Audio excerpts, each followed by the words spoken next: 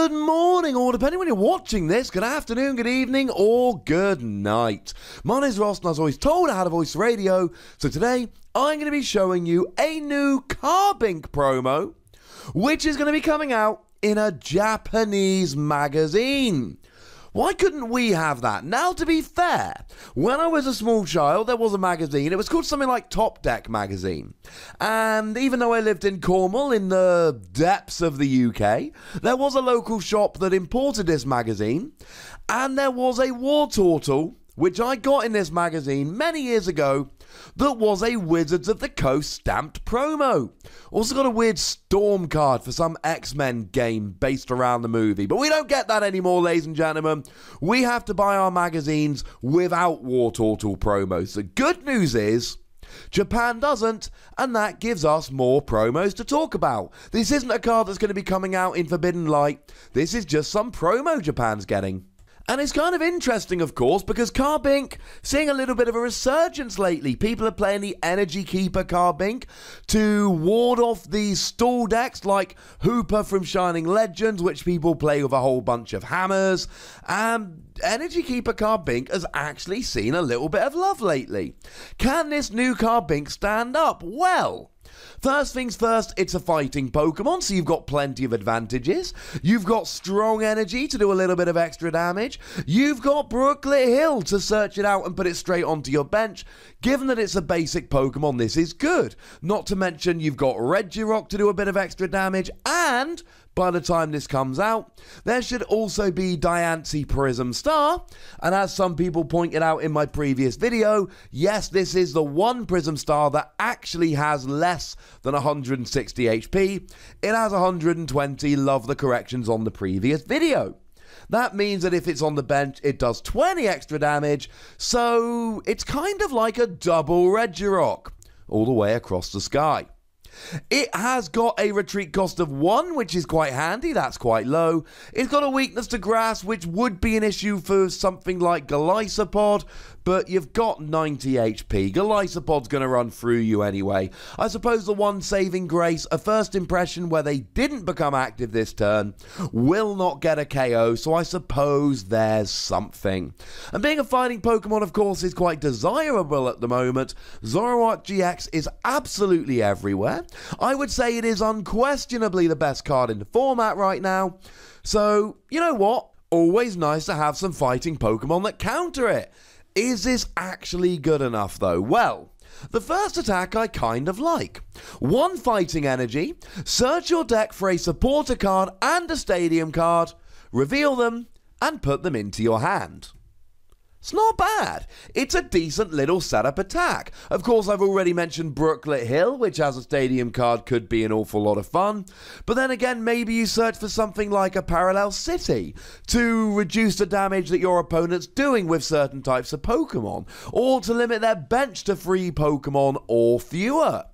It could be kind of fun. And then, of course, searching for a supporter card is always good. Maybe you go and grab yourself a Cynthia to start drawing some cards next turn. Maybe you grab yourself a Guzma to start taking key KOs next turn. A lot of things you can do with this. Now, of course, your opponent can always play an N, but that still gives you a new hand of 6 cards. And to be honest, a setup attack like this, you're not really using if you're drawing brilliantly. If the game's going great and you're getting everything you need, you generally don't use these kind of setup attacks. These setup attacks are for when you're sitting there going, well, could do with something a bit more, to be perfectly honest. Could do with having a little bit more in my hand. That's where these come in. The biggest issue with this attack is we've got really good setup attacks, and I keep coming back to it, but we've got Alolan Vulpix. Alolan Vulpix is a phenomenal card that for 0 energy allows you to search your deck for 2 Pokemon and put them into your hand.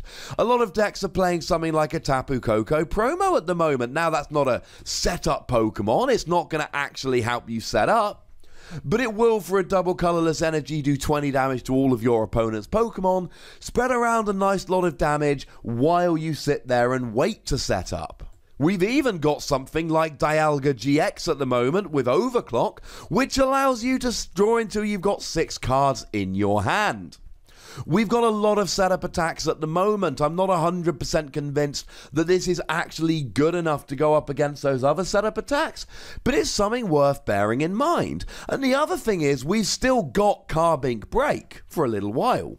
So maybe if you need a Carbink to evolve into Carbink Break, you can consider this one.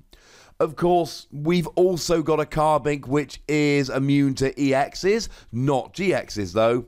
And we've got the aforementioned Energy Keeper Carbink, which stops your basic energy being discarded from your basic Pokemon. So even though you could evolve this up into Carbink Break, which is really nice, because of course it's got that Diamond Gift attack, which does 20 damage and attaches 2 energy from your discard to your bench Pokemon, to one of your bench Pokemon. So, you know, maybe if you're using Carbink Break, this could be one you evolve into Carbink Break. The other option we've got here for 2 fighting and 1 colorless energy, 60 damage. During your opponent's next turn, this Pokemon takes 20 less from attacks. Now, on the one hand, this, although it does 60, this is going to build up to KO a Zoroark pretty gosh darn quickly. You add a choice band, you go up to 90 damage. With a single strong energy, you're then at 110, and with the weakness, there's your KO. Or if you grab yourself a previously mentioned Diancie Prism Star, then you go up to 110 and you get a KO straight away. You're getting a KO on Zoroark, that's all well and good. But then again, we've got plenty of fighting Pokemon at the moment, which will also get a KO on Zoroark. We've got things like Lycanroc GX, which is going to get a fairly easy KO and for free energy, and has got the amazing ability, which is something we need to bear in mind. Some people are choosing to play the Zygarde, the 50% form, that does 120 damage for free energy, although it does do 10 damage to each of your bench, but it does double the base damage here. So I'm not convinced this is the best use for this, but it can be a useful attack. One thing I will say is that a lot of decks are playing Hooper at the moment. There's a bunch of people playing Hooper to use Scoundrel Guard to protect against decks that aren't playing any EX or GX Pokemon, or that are only playing EX or GX Pokemon. And you know what? In comes Carbink here, and does exactly enough damage to go and KO a Hooper here, which is very nice. And what I really like here, Carbink Break, really good at accelerating energy. And you need to accelerate energy onto this Carbink, although with it being a basic Pokemon, you could always play Max Elixir as well. Does it do enough damage? Probably not. Is it too expensive? Probably. What I will say is that you do take 20 less from attacks the following turn, which in theory is really good. But even then, it gives it an effective HP of 110. That's still not particularly impressive. To put it in context, it means a Golisopod will still KO even if you ignore the weakness. You could combine this with a Fighting Fury Belt to give yourself an effective HP of 150. It's still not particularly great, ladies and gentlemen. And I think, to be honest, that's really where we come down on this Carbink. It's just not quite good enough. The first attack is a decent setup attack, but we've probably got better setup Pokemon. You could use it as an evolution base for Carbink Break, but we've probably got better Carbinks we can evolve into Carbink Break. The second attack does a decent amount of damage, but we've got better fighting Pokemon that can take out Zoroark or Hooper instead. And that basically is my conclusion about Carbink. It's not an out-and-out terrible card with nothing going for it, but I don't think there's anything it really does better than any other cards we've got at the moment, and for that reason I'm going to have to give Carbink a fairly paltry 2 Wassies. Pretty much anything you want to do with this Carbink, there is another card that can do it better. But there's a new Carbink promo out. I like talking about new cards, so we had a chat about it. It's not probably going to see much play, but we're going to have a chat about a new promo card, and as far as I'm concerned, that is always a good thing. But as always, ladies and gentlemen, I want to hear from you guys. Let me know in the comment section what you think about this Carbink. Can you see any uses for it? Let me know. Go nuts!